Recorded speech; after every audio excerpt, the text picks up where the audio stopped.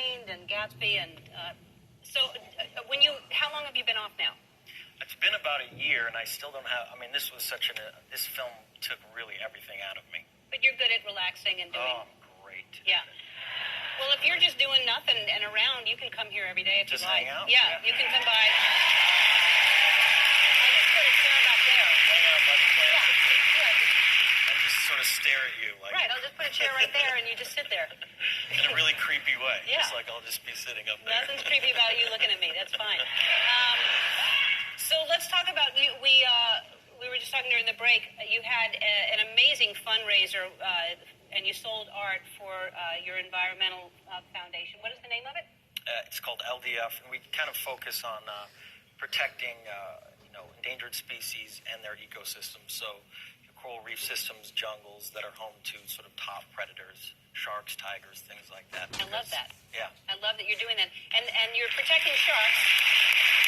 It's I think when people are afraid of anything, whatever it is, a person or an animal, when you don't understand it and you're afraid of it, we feel like we must destroy it, And sharks are amazing creatures. Absolutely. They're the top of the food chain. And 90% of them have sort of been eliminated from the oceans. But, the truth is that these things have no voice, and only 2% of philanthropy goes towards environmentalism, which is, microscopic compared to the benefits that it gives us. So, my whole goal with that auction was to really try to isolate some of these places and protect them for all time. That's my goal. And you had an encounter with a shark? Yeah, a few. But didn't one get in? Weren't you in a cage or something and got in there? When I work with these NGOs, these nonprofit organizations, you kind of go on the ground, you see what's happening. I did a whole excursion where I went to Nepal, went on elephant back and looked for tigers. Of course, for 4 days I was there, didn't see a single tiger. They blend into the jungle, and the elephants sort of go up on their hind legs, and they react to a tiger being there, but you can't actually see them. And then I went to... Wait, what happens when you're on an elephant and it goes on its hind legs? You hold on. Okay. You hold on for your life. Thank you. Yes. And then I went scuba diving looking for sharks, and I had a huge fear of sharks.